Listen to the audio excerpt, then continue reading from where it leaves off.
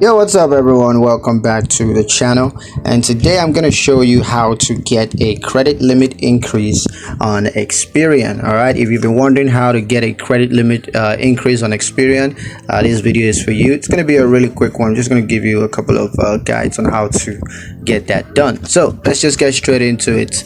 Now the first thing you're going to do is to reach out to the creditor, and you're going to request a credit limit increase from them.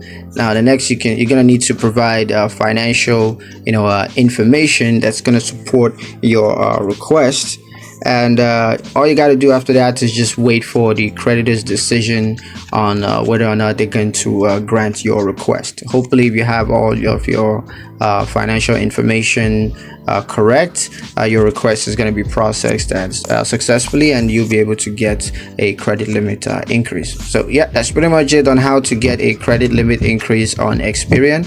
I hope you guys liked the video. Hope you found the information useful enough. If you did, like the video, comment down below, let me know what you thought, share the video with your friends, and subscribe to the channel if you haven't done that already, and I'll see you guys in the next one.